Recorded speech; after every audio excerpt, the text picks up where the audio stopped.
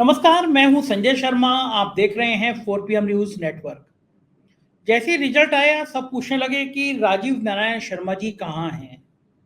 कुछ सवाल करने हैं उनसे। दो भविष्यवाणियां की उन्होंने, एक सही निकली, एक गलत निकली। गलत निकली कि उन्होंने कहा नरेंद्र मोदी जी प्रधानमंत्री नहीं बनेंगे, और सही निकली कि जब एग्जिट पोल कह रहा था कि भारतीय जनता पार्टी 350 पार, 400 पार एनडीए, सभी कह रहे थे, सारी गोदी मीडिया कह रही थी, बड़े बड़े टीवी चैनल कह रहे थे। तब अकेले राजीव नारायण शर्मा थे, वो कह रहे थे किसी भी कीमत पर किसी भी दल को पूर्ण बहुमत नहीं मिलेगा।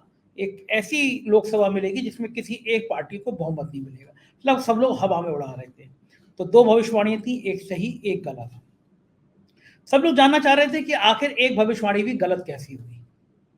तो राजीव जी का संडे का प्रोग्राम है, जाहिर है कि आपको बड़ा बेसब्री से इंतजार है। और मैं फिर जो हर बार कहता हूँ वो मैं फिर कहूँगा कि अगर आपको इस बात में ज्योतिष में रुचि हो तो ये प्रोग्राम देखिए। ज्योतिष में रुचि ना हो तो ये बिल्कुल मत देखिए। मेरी ज्योतिष में रुचि है तो ये मैं प्रोग्राम करता हूँ। लेकिन मैं ये बात दावे के संग कह सकता हूँ कि शायद देश में इन चुनावों में इतनी याद किसी की नहीं आई होगी, इतनी ब्रांडिंग किसी की नहीं की हुई होगी जितनी राजीव नारायण शर्मा की हुई। मैं दुखी हो गया हूं, मेरा मेल बॉक्स भर गया है राजीव नारायण शर्मा जी के लोगों का नंबर मांग मांग के कि हमें राजीव जी का नंबर दे दीजिए, हमें राजीव जी का नंबर दे दीजिए। एक आध जन ने उनसे मुझसे सिफारिश कराई कि हमें राजीव जी से बात करनी है। उसमें नेता भी थे, उसमें अफसर भी थे, उसमें समाज सेवी भी लोग थे, बस सब लोग राजीव जी से बात करना चाहते थे। पूरी दुनिया से मैसेज आ रहे थे। तो मैं हंस रहा था, मैंने कहा देखो क्या ज्योतिष की भी क्या ब्रांडिंग है। कितना लोग जानना चाहते हैं, कितना लोग समझना चाहते हैं, अपने बारे में जानना चाहते हैं। तो मैंने फिर कुछ लोगों को बताया कि राजीव जी किस समय मिल सकते हैं। राजीव जी शायद विस्तार में बात करिए। और पहले मैं आप लोगों का आभार व्यक्त करना चाहूँगा कि 4 PM को जितना प्यार मिल रहा है देश से, मैं कल्पना नहीं कर सकता था। इस चुनाव में देश में सबसे ज़्यादा कोई यूट्यूब चैनल देखा गया तो आंकड़े बता रहे हैं वो 4 PM था। देश के बड़े बड़े यूट्यूब चैनल पीछे रह गए। सबसे ज़्यादा देश में देखा गया तो 4 PM देखा गया। ये आपका प्यार है। 48-48 घंटे, 24 घंटे में 1-1 लाख लोग 4 PM से जुड़ रहे हैं। जादू सा हो रहा है मेरी ज़िंदगी में, सच में। मैं इसके लिए हृदय से आप सभी का आभारी हूँ। मैं चलता हूँ राजीव जी के पास। उससे पहले फिर रिक्वेस्ट आपसे कि ये आपका अपना चैनल है, तो इतना अनुरोध मैं कर सकता हूँ कि आज ही इस चैनल को, नीचे ज्वाइन बटन है, ज्वाइन करिएगा, सब्सक्राइब करिएगा। चलते हैं राजीव जी की बात सुनते हैं। 4 PM न्यूज नेटवर्क में स्वागत है राजीव जी आपका। पूरी दुनिया इंतजार कर रही थी चुनाव नतीजों से पहले कि राजीव जी ने कहा था कि मोदी प्रधानमंत्री नहीं बनेंगे, और लेकिन राजीव जी ने यह भी कहा था कि पूर्ण बहुमत किसी का नहीं आएगा। और ये तब की बात है कि जब एग्जिट पोल जो आए थे वो सारे सारे 350-400 दिखा रहे थे। तो वही 50% में पास हुए आप, नंबर आपके 50% आए। आधी आप बात आपकी सच हो गई कि पार्लियामेंट में जो है किसी को बहुमत नहीं मिला, पूर्ण बहुमत किसी अकेली पार्टी को। और 50% खराब हो गई कि मोदी जी आ गए। तो मोदी जी क्या मतलब वाकई में उन्होंने कहा था कि वो बायोलॉजिकल नहीं है, देवत्व के भाव से आए हैं। ये सही बात है क्या? मोदी जी को हिला पाना असंभव है? मोदी का कौन सा स्टार ऐसा है जो आपकी बात भी सब गलत हो गई? देखिए संजय जी, ज्योतिष में, एस्ट्रोलॉजी में दर्शकों को समझना चाहिए कि भविष्यवाणी का इन डेप्थ उसको एनालिसिस करने चाहिए कि इन डेप्थ क्या चीज़ थी, हम बात क्या कहना चाह रहे हैं। हमने भाजपा की कुंडली दिखाई है आपके दर्शकों को, ये हम कुंडली बराबर शेयर कर रहे हैं। तो भाजपा का नेता कौन है? नरेंद्र मोदी हैं। तो भाजपा को पूर्ण बहुमत नहीं मिलेगा। तो हमारी एनालिसिस में ये आया, क्योंकि एनडीए की तो मेरे पास कोई हॉरोस्कोप थी नहीं। अब एनडीए में मान लीजिए चंद्रबाबू नायडू के या नीतीश कुमार के 12 सीट आने के बाद में राजयोग आ रहा है, तो वो राजयोग तो पुश करेगा नरेंद्र मोदी को। अब चूंकि नरेंद्र मोदी की 240 सीटें हैं, तो नेचुरली फिर जब मीटिंग होगी तो नरेंद्र मोदी को ही आगे किया जाएगा। तो इस विषय को दर्शक इस तरह से समझें, भाजपा के नेता का रूप में भाजपा की कुंडली में पूर्ण बहुमत का योग नहीं था, जिसको कि मैंने निरंतर आपके प्रोग्राम में दिखाया था। ये भाजपा की वर्षफल की प्रेडिक्शन है, दर्शकों को दिखाइएगा, जिसमें साफ साफ नीचे की तरफ लिखा हुआ, मैं पढ़ के सुना देता हूं कि मुंतेश और वर्ष के स्वामी शनि 6वें भाव में है, जो इनके लिए भविष्य में कानूनी लिटिगेशन, इनके महत्वपूर्ण नेताओं के गंभीर बीमारियों और अन्य अशुभ समाचार का योग बना रहे हैं। इस वर्ष पार्टी के बिखरने और टूटने का, सहयोगियों के साथ झगड़े का भी योग है। वर्षफल भाजपा के तीसरे बार पूर्ण सत्ता में आने के योग का संकेत नहीं दे रहा है।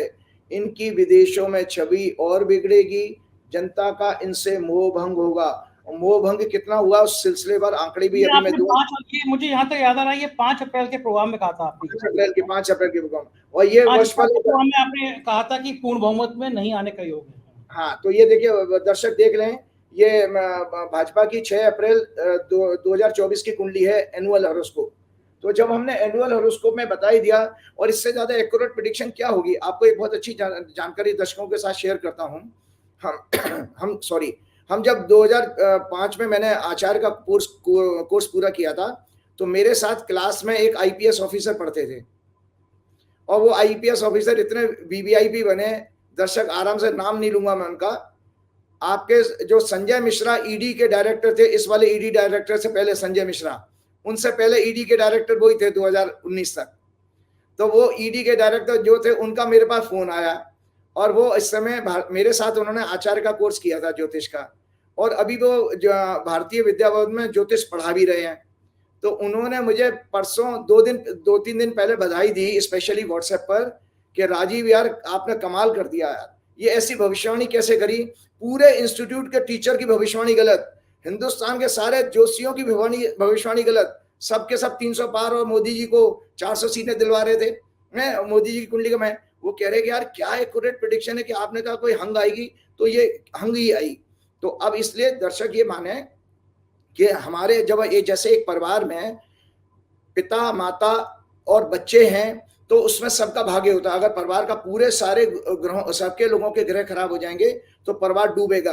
अगर किसी एक के भाई ग्रह अगर अच्छे चल रहे हैं तो परिवार बचा रहेगा। ऐसा ज्योतिष में कर्म सिद्धांत के आधार पर कहा जाता है। जो मैंने कर्म सिद्धांत की आपकी पुस्तक दिखाई थी ना आप लोगों को, ये कर्म सिद्धांत की पुस्तक ये बताती है हर व्यक्ति जो इस संसार में आया है अपना मुकद्दर, अपनी भाग्य को लेकर के आया है। तो इसमें ये संभावना, क्योंकि मेरे पास नीतीश कुमार की और चंद्रबाबू नायडू की कुंडली नहीं है, न टीडीपी की है, न जनता दल यू की है, तो ये संभव है कि उन दोनों के स्टार्स ऐसे पावरफुल हुए हैं कि जो नरेंद्र मोदी को पुश मिला, और नरेंद्र मोदी आप बीइंग ए लार्जेस्ट पार्टी का लीडर होने के नाते उनको क्या नाम है सरकार बनाने का निमंत्रण मिला है।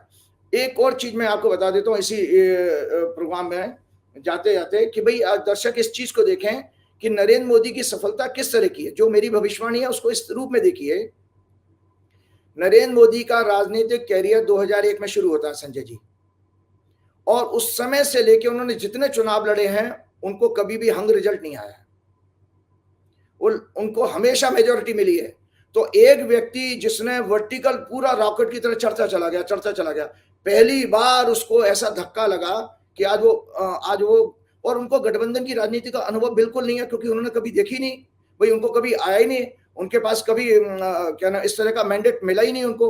तो उनको ये आगे आने वाले टाइम में उनके व्यवहार के अनुसार बहुत सारी दिक्कतें आएंगी। नरेंद्र मोदी की कुंडली तो मेरे पास है नहीं, और जो है 17 सितंबर 50 की, वो उसको मैं हमेशा ही मैंने मना किया, ये बकवास है कुंडली, क्योंकि उस कुंडली में तो बहुत गंदे गंदे योग है। मैं गंदे योग में पब्लिक को बोल नहीं सकता हूँ कि ऐसा आदमी वुमनाइजर होना चाहिए, औरत स्त्रियों का भोग करने वाला होना चाहिए। तो ये जन्मपति गलत, आप खुद ही कह रहे हो जन्मपति गलत। इसीलिए वो मैंने कहा वो मुझे अपील नहीं करती भाई, मैंने तो हर तरह से रिसर्च की है, तो वो मैं मोदी जी हमारे ऐसे दिखते भी नहीं है, तो हमें वो कुंडली चर्चा नहीं करनी चाहिए।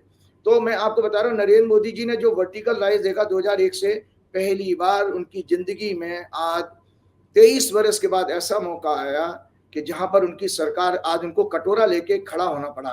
अब दर्शक आप जानते हैं रामायण का एक प्रसंग सुनाता हूं। जब भरत आए लौट के अपने ननिहाल से, और वो भैया को मनाने के लिए गए जंगल में कि भैया आ जाओ, भैया नहीं माने, क्योंकि उनको अपने कर्तव्य का पालन करना था, और अपनी माता के जो उनके जो वो थे, क्या नाम है आपके, उन्होंने जो वरदान अपने दशरथ से मांगे थे उसको पूरा भी करना था राम जी को। तो राम जी ने क्या दे दिया था, खड़ाऊ दे दी थी। आज की डेट में खड़ाऊ को आप क्या कहोगे, चप्पल कहोगे ना, आज की डेट में खड़ाऊ चप्पल कही जाएंगी। तो भरत ने पूरा शासन जो है 14 वर्ष तक खड़ाऊ अपने सिंहासन पर रख के चला है। भरत तो बराबर वाली कुर्सी पे बैठते थे, सिंहासन जो था राजा का वो खड़ाऊ रखी थी। वही आज नरेंद्र मोदी जी का हो गया कि उनके दोनों तरफ, नरेंद्र मोदी जी की प्रधानमंत्री पद की तरफ एक चप्पल नीतीश कुमार की रखी होगी और एक चप्पल नायडू की रखी होगी। खड़ाऊ कहते हैं जिसको, चप्पल खड़ाऊ एक ही बात है। तो नरेंद्र मोदी जी को जो अभी सत्ता मिली है, जब वो सुबह प्रधानमंत्री कार्यालय में आया करेंगे तो दोनों चप्पलों को उनको नमस्कार करना पड़ेगा, नायडू जी की चप्पल को और नीतीश कुमार की। तो ऐसा अपमान नरेंद्र मोदी जी ने आज तक अपने 23 साल के राजनीतिक कैरियर में, उनका पॉलिटिकल केवल 23 वर्ष का है। दर्शकों को जानना चाहिए, उससे पहले वो संघ में रहे हैं, भाजपा में रहे हैं, लेकिन प्योर पॉलिटिक्स में इधर आए हैं। अब दर्शक सुन ले, एक और बहुत चौंकाने वाला आंकड़ा देता हूं। ये 240 सीटों में से लगभग 125 सीट जो है, जो भाजपा की आई हैं, वो कांग्रेस बैकग्राउंड के लोग हैं, मतलब एक्स कांग्रेसी हैं। अगर हम 125 सीटों को कम कर दें तो भाजपा की अपनी सीट तो 115 ही रही। अगर नरेंद्र मोदी जी इतने महान हैं, भाजपा और संघ की विचारधारा को आगे ले जाने वाले हैं, तो भाजपा की तो इफेक्टिव सीटें तो 115 ही हैं, बाकी तो भगोड़े हैं उसके अंदर। उसके बाद 1996 के बाद, संजय जी आप रिकॉर्ड बता रहा हूं, ये सारी चीजें तैयार करके आया हूं। 1996 में भाजपा की 162 या 161 सीटें थी, उस प्योर भाजपा की। मैं आज खालिस भाजपा की बात कर रहा हूं। तो उस खालिस भाजपा का ये हाल हो गया नरेंद्र मोदी के 10 साल के बाद कि आज वो 115 सीटों पर सिमट गई है। 125 हटा दीजिए, वो भगोड़े हैं। उसके बाद आपको बताऊं, इनके पिछली लोकसभा के 96 सांसद हार गए हैं इस समय। 96 एमपीज हारे हैं इस चुनाव में, 20 मंत्री हार गए हैं। इनका वोट शेयर यूपी में 49.6% था, जो घट के 41.4 रह गया है। आपको इन राज्यों के नाम गिना रहा हूं मैं: पश्चिम बंगाल, बिहार, उत्तर प्रदेश, राजस्थान, तमिलनाडु, महाराष्ट्र। इनकी सारी सीटें दर्शक खुद अपने आप होमवर्क करें, जोड़ लें। 275 सीटें होती हैं, 275। और जो परिणाम आए हैं 2004 जून को, उसमें भाजपा को मात्र 80 सीटें मिली हैं। इतनी दुर्गति भाजपा की, 275 में से आपको 80 सीटें मिली हैं। ये इतना बड़ा भूभाग है, इतना बड़ा लैंड एरिया है भारत का, कि आप भाजपा यहां से समाप्त हो गई है। आप बंगाल में जो 18 से घट के नीचे 12 पर आए, शुभेंदु अधिकारी को जूते पड़ रहे हैं, वहां आपस में लड़ाई शुरू हो गई है। बिहार में सुशील मोदी के मरने के बाद आज इनके पास बड़ा नेता नहीं है, तो अगले साल 2 साल में या 1 साल के अंदर भाजपा वहां पे भी खत्म हो जाएगी। उत्तर प्रदेश में मैंने वोट शेयर बता दिया किस तेजी से गिरा है। और उत्तर प्रदेश में एक और खेला क्या किया, मायावती के 16 प्रत्याशियों के जो वोट टोटल वोट आए हैं, वो भाजपा की विक्ट्री मार्जिन से ज्यादा हैं। इसका अर्थ दर्शक ये समझ लें कि अगर मायावती ने इंडिया अलायंस का साथ दिया होता तो 16 सीटें इंडिया अलायंस की और बढ़ जाती और भाजपा सिमट करके 17 सीटों पर रह जाती। उत्तर प्रदेश में 80 में से 17, ओनली 17 सीटों पर। इसमें 2 सीटें आरएलडी को फायदा हो गया मायावती के कारण, और 14 सीटों का फायदा बीजेपी को हुआ है। इसके अलावा महाराष्ट्र में इनकी कैसी दुर्गति हुई है कि कैसे कैसे कांड करके इन्होंने इलेक्टेड गवर्नमेंट को उद्धव ठाकरे के गिराया था। फिर उसके बाद शिवसेना तोड़ दी, फिर एनसीपी तोड़ दी, और शासन 2 साल से धोखे का शासन कर रहे हैं। आज महाराष्ट्र की जनता ने इतना इनको दंड दिया है, 9 सीटों पे सिमट गई है भाजपा, ओनली 9, 48 में से 9।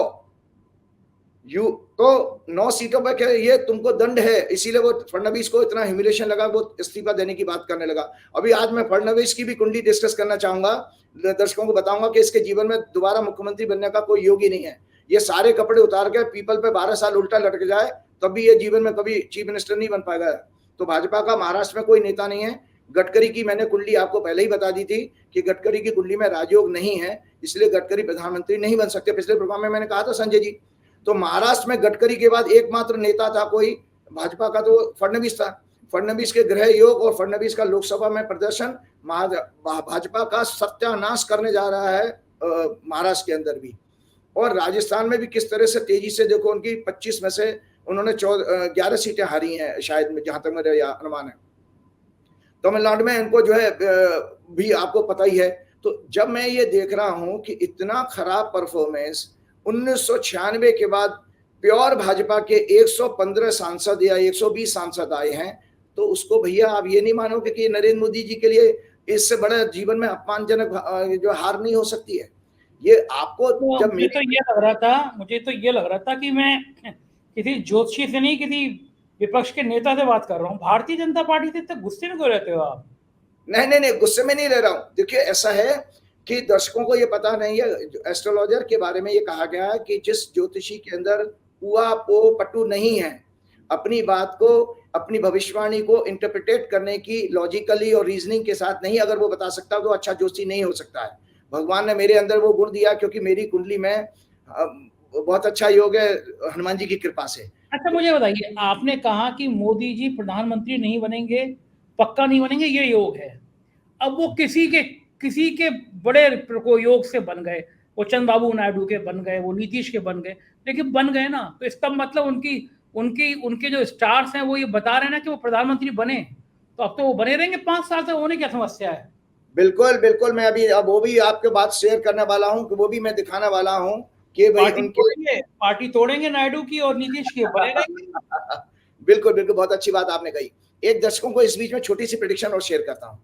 इस समय भयंकर गर्मी पड़ रही है दर्शकों, और आप देख रहे हैं भयंकर, मतलब दिल्ली में 100 साल के रिकॉर्ड भी टूट रहे हैं देश में। ये संवत्सर की कुंडली आपके 5 अप्रैल को ये भी शेयर की थी मैंने। हाँ, इस संवत्सर की कुंडली में संजय जी ये इसका प्रेडिक्शन पार्ट था जो मैंने आप लोगों को भेजा था, और आज भी दिखाइएगा दर्शकों को। इसमें मैंने लिखा है, जब मैंने आगजनी की घटनाएं बनी थी तो आपने इसको बताया भी था कि आगजनी की घटनाएं बढ़ेंगी, तो मैंने लिखा fighting amongst the Kings, plenty of fires in the forest and other places, robberies, major accident, earthquakes, loss of property, assets, bad for farming, मतलब किसानी के लिए खराब होगा। होस्टाइल वेदर, होस्टाइल वेदर का मतलब क्या होता है कि मौसम का ऐसा जो बेकंट्रोल हो, जिसको मतलब असहनीय मौसम, और सेक्स स्कैंडल वगैरह, ये सब मैंने कही थी। तो इसी प्रेडिक्शन में लास्ट में एक लाइन और लिखी थी मैंने, वो मैं पढ़ के सुना दे, बहुत इंपॉर्टेंट है आज के डिस्कशन में।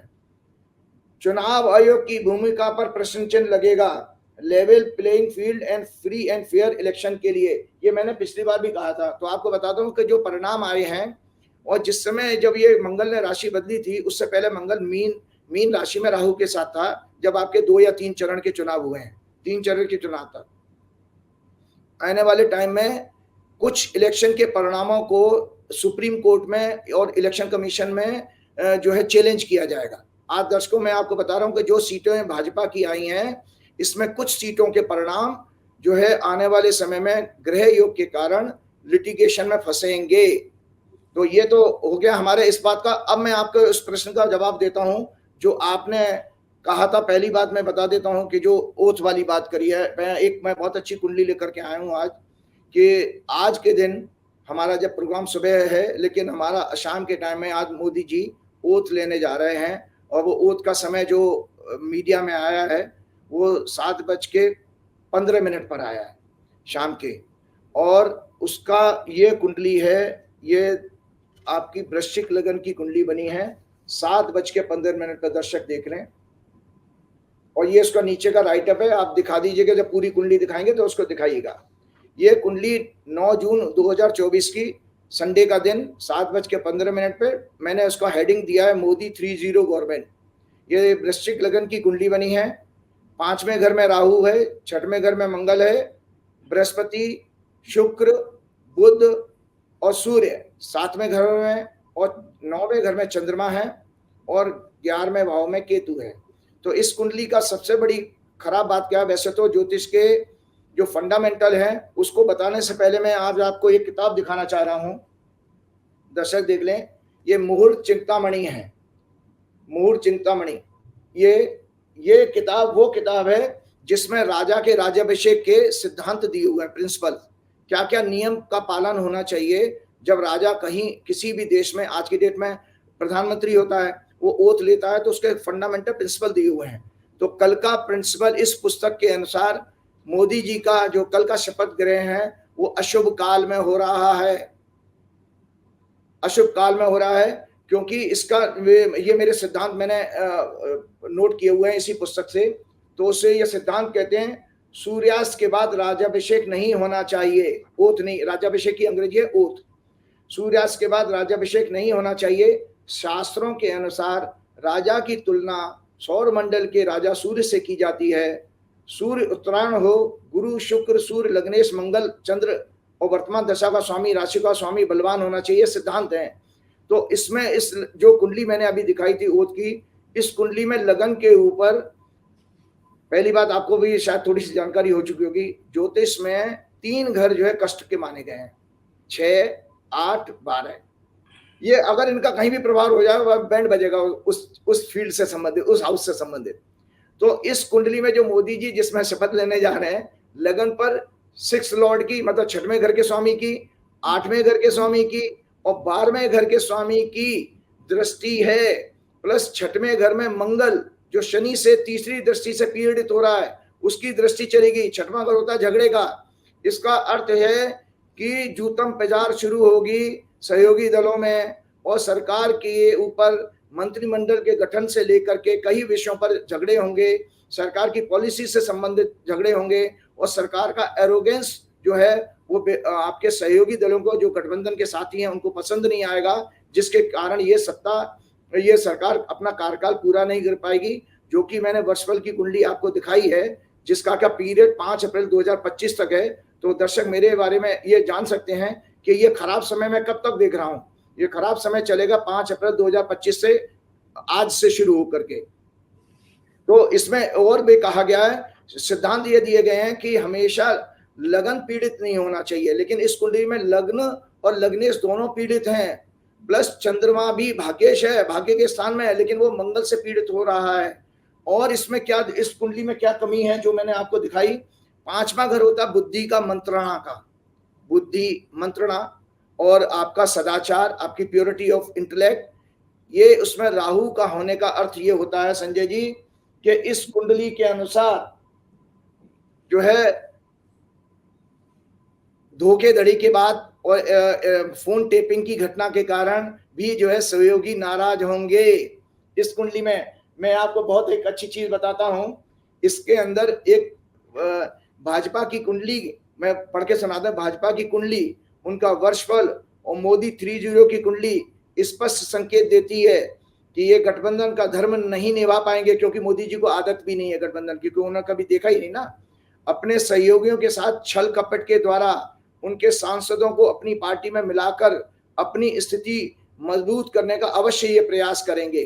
तो ये मैं पॉलिटिकल बातें नहीं कर रहा हूं जो सोशल मीडिया में चल रही है, मैं कुंडली को पढ़ के बता रहा हूं कि योग है। क्योंकि बीजेपी की कुंडली जो मैंने दर्शकों आपको दिखाई है, उसमें बुध पीड़ित है, और ज्योतिष का सिद्धांत है बुध जो बुद्धि का कारक है, अगर वो राहु केतु जैसे ग्रहों से पीड़ित हो तो ऐसे व्यक्ति के कुंडली में कपटी योग होता है, कपट योग होता है ना, कपट जो छल कपट करते पीठ में छुरा भोंकने वाले। तो बीजेपी की कुंडली अपने आप में ही छुरा भोंकने वाली है। इसीलिए देखिए उन्होंने अपना ही सहयोगी शिवसेना का क्या हाल कर दिया। और आज आप खुद देखिए कि आपकी अकाली दल की क्या स्थिति आप जानते ही हैं। प्लस तो मैं आगे पढ़ के सुनाता हूं। इनफैक्ट बीजेपी की कुंडली में बुध अत्यंत पाप ग्रहों से पीड़ित है। बुध इस कुंडली का लग्नेश है और इसी की वर्तमान में दशा चल रही है। ज्योतिष शास्त्र में इसे कपट योग से जाना जाता है। देशवासियों, आपको एक मजेदार एस्ट्रोलॉजिकल रिसर्च की फाइंडिंग दे रहा हूं संजय जी आपको। आप 100 कुंडली ले आइए, 100 करोड़ लोगों की कुंडली, जिनके तलाक हो चुके हों, डिवोर्स हो चुके हों, या जिनके कोर्ट कचहरी में मैटर चल रहे हों, या जिनके किसी कारण उनका पति या पत्नी की मृत्यु हो चुकी हो, उनकी कुंडली में एक योग होता है। 8वां घर मृत्यु का होता है और परमानेंट विच्छेद का होता है। मतलब परमानेंट लेवल पे कोई अगर रिलेशनशिप ब्रेक होगी तो 8th लॉर्ड उससे संबंध बना लेगा। अगर वो 8वें घर का लॉर्ड 5वें घर में चला गया तो बच्चे से आपके संबंध खराब हो जाएंगे। अगर 8वें घर का लॉर्ड 11वें भाव में चला गया तो भाई से संबंध आपके खराब हो जाएंगे। 8वें घर का लॉर्ड अगर 9वें घर में चला गया तो पिता से संबंध खराब हो जाएंगे। 8वें घर का लॉर्ड अगर 4थे घर से संबंध बना रहा है तो माता से आपके विवाद हो जाएगा, झगड़े हो जाएंगे। जो अभी कुंडली दर्शकों मैंने दिखाई है, इसमें मोदी जी जिस लग्न में शपथ लेने जा रहे हैं उसमें अष्टमेश बुध 7वें घर में बैठा है, और 7वां घर होता है कंप्रोमाइज का, गठबंधन का, शादी का। तो ये जो शादी हनीमून है नीतीश कुमार और नायडू के साथ, ये हनीमून चलेगा नहीं। इस कुंडली में एक विचित्र योग और है। मैंने पहली रिसर्च की थी संजय जी, जब हम ज्योतिष में 2 साल का आचार्य का कोर्स करके आए, मजेदार किस्सा है, दर्शक सुनेंगे कि उस समय हमको टॉपिक मिला था लव मैरिज का, कि भाई किसी कुंडली में लव मैरिज कैसे देखेंगे। तो जब हमारे गुरुजी राव साहब आए थे, पहला रिसर्च का क्लास वही लेते थे, तो सबसे पहले उन्होंने आकर के कहा कि भाई आप लोगों में किस किस की लव मैरिज हुई है, हाथ खड़ा करो। तो मैंने भी हाथ खड़ा कर दिया, मेरी लव मैरिज हुई है।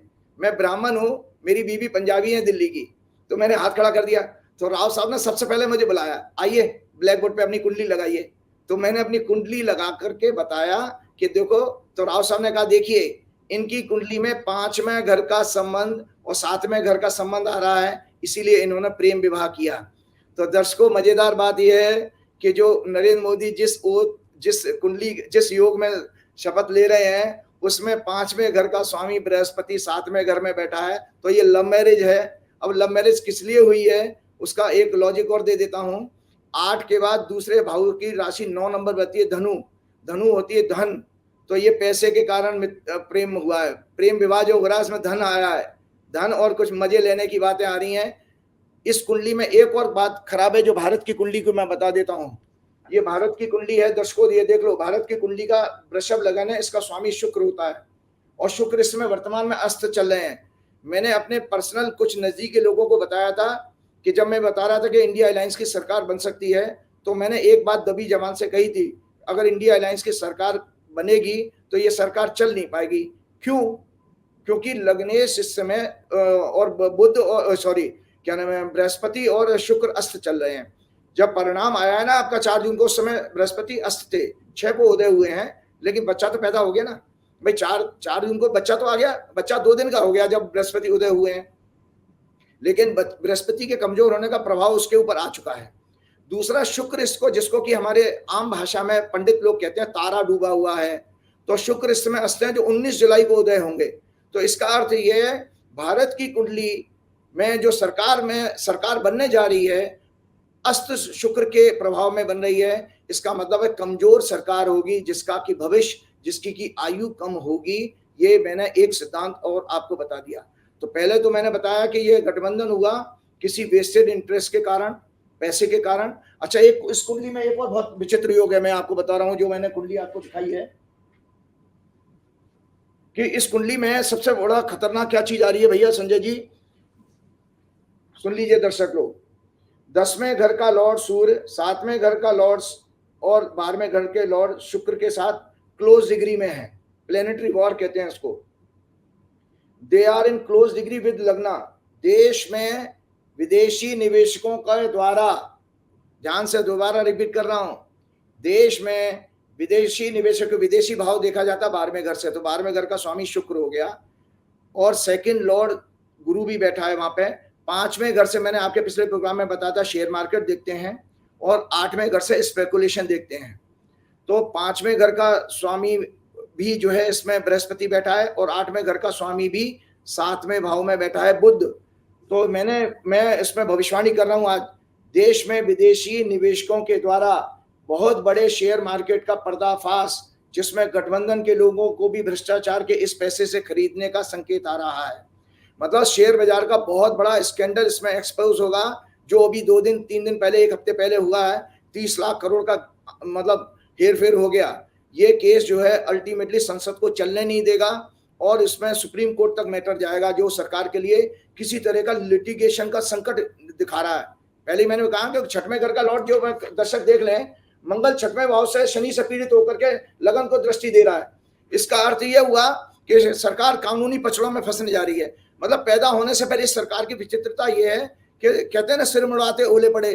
पहले ही शपथ लेने से पहले ही जो है आपके पास इतना बड़ा खुलासा हो गया, 30 लाख करोड़, मतलब विश्व इतिहास का सबसे बड़ा शेयर घोटाला होगा ये, वर्ल्ड का शेयर मार्केट का सबसे बड़ा स्कैंडल। फिर मैंने इसमें लिखा 8वें घर का लॉर्ड मरकरी 7वें भाव में है, संकेत दे रहा है गठबंधन टूटेगा, ये मैरिज नहीं चलेगी, इनका आपस में प्रेम में धोखा। एक पिक्चर आई थी लव में धोखा, लव में धोखा, तो वो बेसिकली लव में धोखा इनके साथ होने जा रहा है। और मैंने इसलिए भी कहा था कि जो हमने 3 साल, संजय जी, हमने 3 साल मैरिटल डिस्कॉर्ड पर रिसर्च की है, कैसे कुंडली में देखा जाए कि विवाह कब चलेगा, विवाह कब टूटेगा और क्या कारण से विवाह टूट जाते हैं, कोर्ट कचहरी में जाते हैं। और एक दर्शकों को जानकारी बता देता हूं, ऐसा हनुमान जी के आशीर्वाद से कह रहा हूं, मैं कोई घमंड से नहीं कह रहा हूं, विश्व में, दुनिया में मेरे अलावा, मेरे गुरुजी के अलावा कोई भी ज्योतिष में विवाह के लिए कुंडली इतनी अच्छी नहीं मिला सकता। इतना मुझे आत्मविश्वास है क्योंकि उन्होंने जम के इसमें रिसर्च की है, सैकड़ों हजारों हॉरोस्कोप पे की है। मतलब या तो मेरे गुरुजी कर सकते हैं मैचिंग, जिसको मैच मेकिंग कहते हैं ना, हॉरोस्कोप में कुंडली मिलान, कोई नहीं कर सकता। तो इसलिए मेरा कॉन्फिडेंस इतना, मैं मुझे मिनट में कुंडली देख के पता लग जाता है विवाह किस कारण टूट रहा है। अच्छा बताइए, मुझे बताइए, इनके शोध लेने के बाद सब बुरी बुरी चीजें हैं, कोई अच्छा भी है नहीं है इनकी? कोई ग्रह, कोई ठीक, एकाध ग्रह तो ठीक हो गए, सारी खराब है इनके? नहीं, अब बहुत अच्छी बात आपने कही। एक और जानकारी बता देता हूं, दर्शकों को शेयर करता हूं।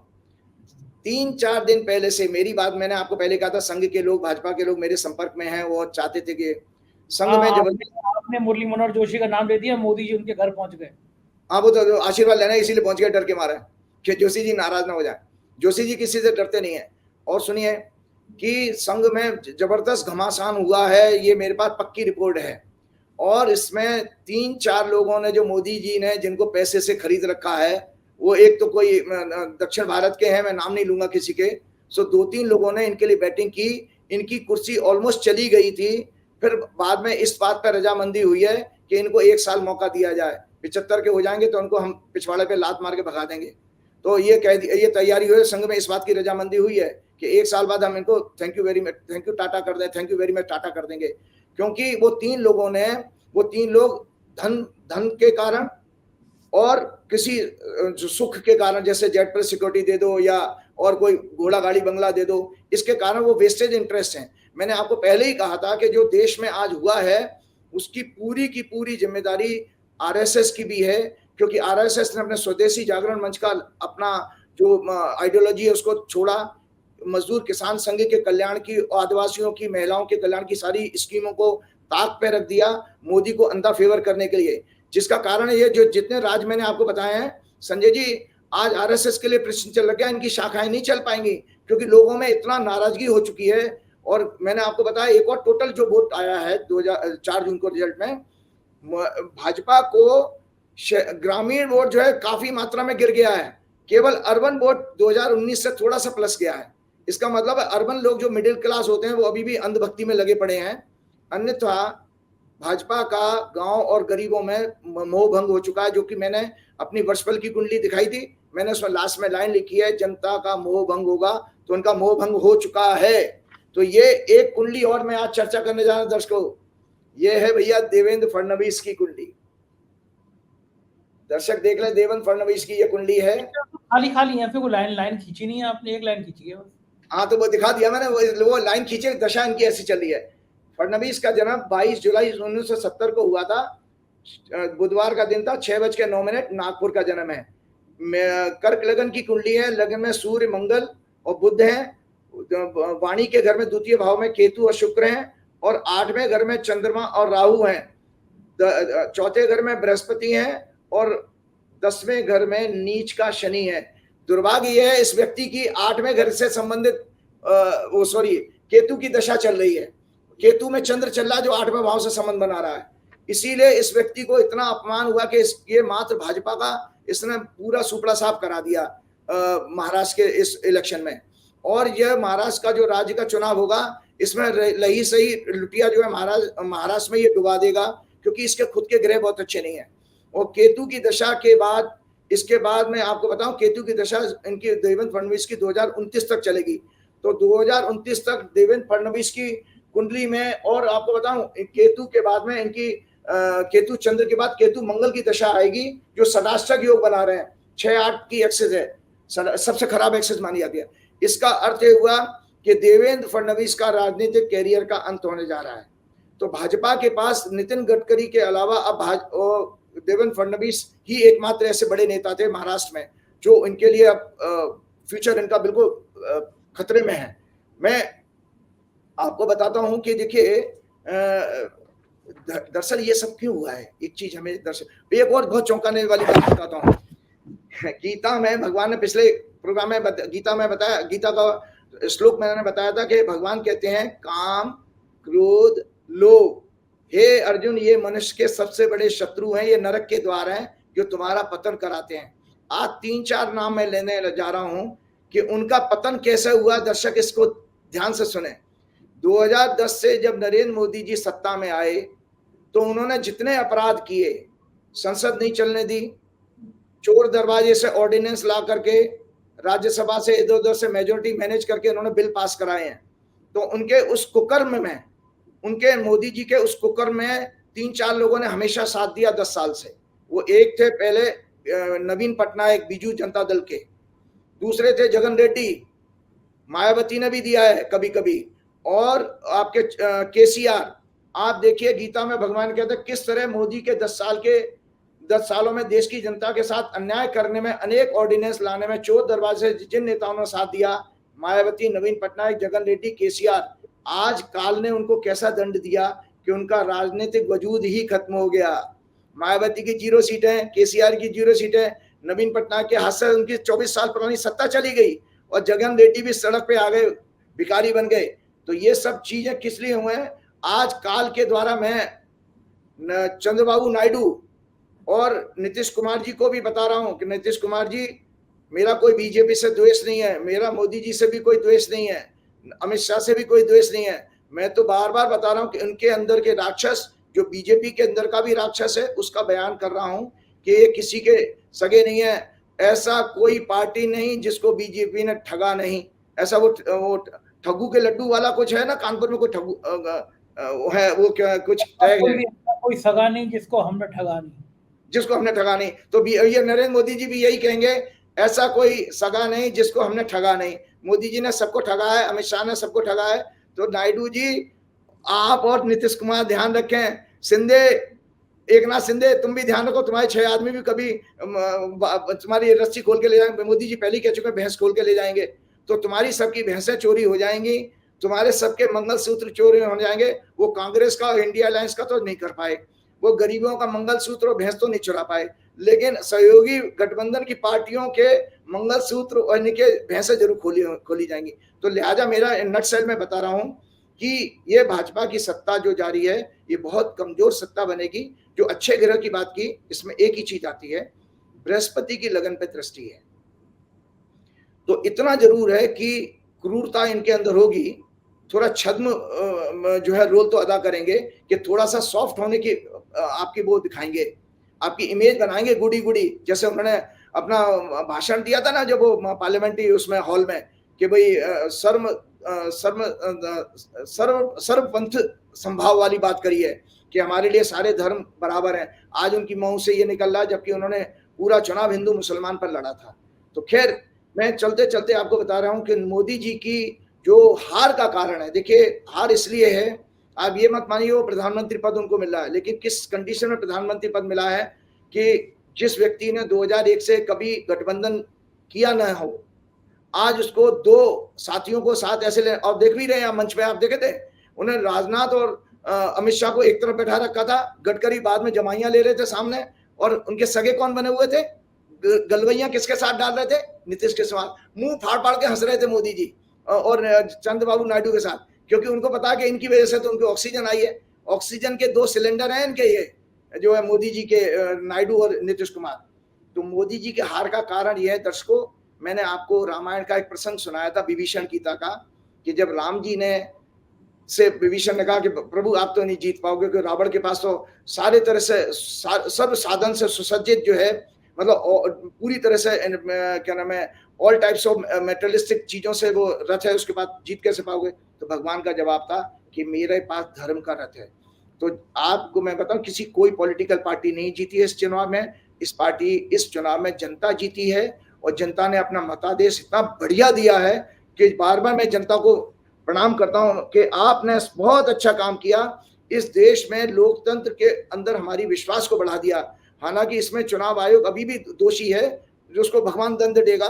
तो वो रथ बता देता हूं, क्योंकि मोदी जी के पास वो रथ नहीं था, इसलिए मोदी जी का इतनी बुरी इसमें हार हुई है कि मोदी जी खुद जो है अपनी सीट को, मैंने क्या कहा था आपको याद होगा, मैंने आपके प्रोग्राम में कहा था कि मोदी जी को चुनाव में परेशानी आने वाली है। मोदी जी 3 राउंड तक जो है, मैंने आपके प्रोग्राम में ये बात कही थी, तो अब आपने कहा था यार मोदी जी तो जीत के जाने चाहिए, संसद में बोलने चाहिए, आप मोदी जी से इतना नाराज क्यों रहते हो? आप सोचिए, मोदी जी जैसा व्यक्ति जो हजारों करोड़ रुपए 10-15 बरस से खर्च कर रहा है ब्रांडिंग के लिए, पूरे संसार में इतना महंगा कैंपेन कोई नहीं चलाता अपने व्यक्ति को महिमा मंडन के लिए जितना मोदी चलाते हैं। आज वो मोदी जी चुनाव के राउंड में 3 राउंड में पीछे चल रहे थे, और उसके बाद एक एवरेज बिलो एवरेज मार्जिन से जीते हैं। प्रधानमंत्री पद पर बैठा व्यक्ति अगर वो आपको 1,52,000 से जीते तो ये उसके लिए शर्मनाक है, क्योंकि इनसे ज्यादा अच्छे तो शिवराज सिंह चौहान जो 8 लाख से ऊपर जीते हैं। तो आप, और ये राहुल गांधी के लिए मजाक उड़ा रहे थे कि राहुल की आयु से कम सीटें आएंगी कांग्रेस की। देखिए भाजपा नीचे गिरी है, उसमें भी राहुल, कम से कम राहुल इतना ऑडिटरी पावर उसकी अच्छी नहीं है। मैं अगर राहुल की जगह होता, मैंने कहा मोदी क्या बात करता है, तू 125 आदमी तो हमारे लिए बैठा है, तू अपना है क्या, तेरी औकात क्या है। मैं बोल सकता था, मैं सदन में खड़ा होकर बोलता, इसी रफ अंदाज में बोलता। मैं कभी किसी से डरने वाला नहीं, सत्य को कहना आना चाहिए। राहुल के अंदर वो अभी वो पावर नहीं है। क्यों? क्योंकि आप सच को बोलिए, क्योंकि वो आपका मजाक उड़ा रहा था। वो ये कह रहा था 240, अरे भाई ये देखो कि तुम जो है 303 से नीचे गिरे, तुम तो शुरुआत से 400 पार का नारा लगा रहे थे। तुम तो कह रहे थे मोदी की गारंटी, कहां गई मोदी की गारंटी? मोदी की गारंटी नाली में फेंक दी जनता ने उठा करके। मोदी के गारंटी के पर्चे उठाकर लोगों ने टॉयलेट में डाल दिए हैं, टॉयलेट पेपर की तरह यूज किए गए हैं। और मोदी के 400 पार का नारे की हवा निकाल दी कि मोदी आज जो है 240 पे आ गए, और मोदी की ऐसी हवा निकाली। और कांग्रेस का मजाक उड़ा रहे थे। कांग्रेस का बताना सक्सेस रेट क्या है? 52 से कहां पहुंची, 100 क्रॉस कर गए हैं। वो पप्पू यादव ने ज्वाइन कर लिया ना सर, तो उनकी 100 हो गई महाराष्ट्र के अंदर दिल्ली। तो अगर 52 सीटों से अगर 100 को करके मोर देन 80% सक्सेस है कांग्रेस की। तो इस पूरे चुनाव में अगर सबसे बड़ी सक्सेस मिली है किसी को, ममता बनर्जी, अखिलेश यादव, महाअघाड़ी गठबंधन और कांग्रेस को मिली है। भाजपा तो नीचे गई है बाबूजी। वो इसलिए गई है कि मोदी के पास अधर्म का रत्था, झूठ फरेब, ईडी, सीबीआई, इलेक्शन कमीशन, इनके इन चोरों का आप साथ लेकर के, और गोदी मीडिया, इनका साथ लेकर के आपने जो है सरकार अपनी चलाई है। आज इतना खराब लग रहा था, योगेंद्र यादव का एक मैं इंटरव्यू सुन रहा था, वो ये कह रहा था काश गोदी मीडिया ने अगर ईमानदारी से देश का साथ दिया होता तो मोदी की सीट 180 से ज्यादा नहीं आ सकती थी। ये योगेंद्र यादव का आंकलन था। तो मैं इसीलिए बताता हूँ कि विभीषण भगवान ने कहा था कि जो धर्म का रथ होता है, शौर्य और धैर्य, इसके 2 चक्र होते हैं। चक्र मतलब पहिए। शौर्य कहते हैं बाहरी शक्तियों की चुनौती का सामना करने की शक्ति, और धैर्य कहते हैं जो आंतरिक बल और आंतरिक शक्ति होती है, उसको धैर्य कहते हैं। सत्य और शील इस रथ की ध्वजा और पताका है। बल, विवेक, संयम और परोपकार इसके अश्व हैं, घोड़े हैं। कृपा, क्षमा और समता इस रथ की लगाम है। इनमें से एक भी चीज नरेंद्र मोदी के रथ में नहीं थी। इसीलिए नरेंद्र मोदी इस युद्ध को, 2024 के चुनाव रूपी युद्ध को बुरी तरह से हारे हैं। अपमानित होकर के बैठ जाइए। कलयुग है, कलयुग में तो वो कहते हैं भैया कि मुंह पे तू थूक भी दे तो भी मैं तेरे पैर छू लूंगा। तो मोदी जी की हालत ऐसी हो गई है कि कैसे वो जो है उसको जगन रेड्डी का, जो जयंत चौधरी का हाथ पकड़ के खींच रहे हैं। एक एक पार्टी के आदमी के सामने हाथ जोड़ के मोदी जी की काल ने ऐसी दुर्गति कर दी है कि एक एक एमपी मांझी जैसे और कौन कौन से लोगों, उनके सामने उनको मंच पर बैठा करके मोदी जी को नमस्कार प्रणाम करना पड़ रहा है। जो मोदी कभी देश के भाजपा के नेताओं से हाथ नहीं मिलाते थे, कभी गले नहीं लगाते थे, आज एक एक एमपी के लोगों को गले लगाना पड़ रहा है। तो मैं आज अपना प्रोग्राम का समापन करता हूं। दर्शकों, इससे आप देख लीजिए, जो मैंने आपको बार बार कहा था कि जो काल जो है वो अपना काम करता है, और जो मैंने पद्म पुराण का कोट पढ़ के सुनाया था उसको खत्म करके मैं प्रोग्राम खत्म हुआ। According to Padma Purana, every human life is the story of the karmas of the past life. No one can escape it because life is a mixture of sins and holy deeds. In birth after birth, they give their results. According to Mahabharata, in every birth of his karmas, a person chases him, or karmas of a person, karmas chases him, and he has to enjoy or suffer according to the karmas he has done in his past life. The grahas and nakshatra alone do not produce good or bad results. All that they are the results of the karmas done by oneself. They only indicate when is the time for some good results or bad ones to happen. The fructification, मतलब उसका फलादेश कब होगा उन कर्मों का, कर्मों के बुरे फल का। Fructification of this depends upon the order of the dasha and the transit. तो दर्शकों, मैंने आज बताया कि बीजेपी और ऑर्डर ऑफ दशा, मतलब वो काल कब आएगा, तो मैंने आज बता दिया काल ऑलरेडी आ चुका है। जो 6 अप्रैल 2024 से जो काल शुरू हुआ था, जिसको वर्षफल कहते हैं, वो प्लस नरेंद्र मोदी जी की ओथ की जो कुंडली है, ये दोनों चीजें बता दी है। जो मैंने पद्म पुराण का कोट पढ़ा था कि आपके अपने बुरे फलों का फल आपको भोगना ही पड़ेगा। 2001 से उन्होंने जो सफलता हासिल की और किस किस के साथ धोखा करके की, वो आज सब उनके सामने आएगी। कैसे हिरेन पांड्या का मर्डर हुआ, कैसे गोधरा कांड हुआ, कैसे आपका पुलवामा हुआ, ये सारे विषय काल की मेमोरी में है, तो वो आपके सामने जरूर आएंगे। क्योंकि आपकी जो जीत है वो जीत अपने आप में नहीं है, ये दरअसल पूरा 2024 का चुनाव, मैं वंस अगेन कहूंगा, केवल और केवल हमारे गरीब, दलित, आदिवासी, ग्रामीण भाई और भाई बहनों की जीत है, किसानों की जीत है। मैं उनको पुनः प्रणाम करता हूं। और राम द्वारे तुम रखवारे, होत न आज्ञा बिन पैसारे, सब सुख है तुम्हारी सरना, तुम रक्षक काहू को डरना, तुमरो मंत्र विभीषण माना, लंकेश्वर में सब जग जाना, अस्य सिद्ध नौ निधि के दाता, असवर दीन जान की माता, साधु संत के तुम रखवारे, असुर निकंदन राम दुलारे, जय श्री राम, कृपा करहु गुरुदेव की नाय, जय हनुमान। बहुत बहुत शुक्रिया राजीव जी, आपने समय दिया, धन्यवाद, आभार। तो ये थे राजीव नारायण शर्मा जी, और हम सुन रहे थे कि क्या कह रहे हैं ये अपनी भविष्यवाणियों के बारे में। मुझको यकीन है ये चर्चा पसंद आई होगी, अपनी राय से अवगत कराइएगा। फिर याद दिला दूं, चैनल को ज्वाइन ना किया तो ज्वाइन कर लीजिए, सब्सक्राइब कर लीजिएगा। शुक्रिया, थैंक यू।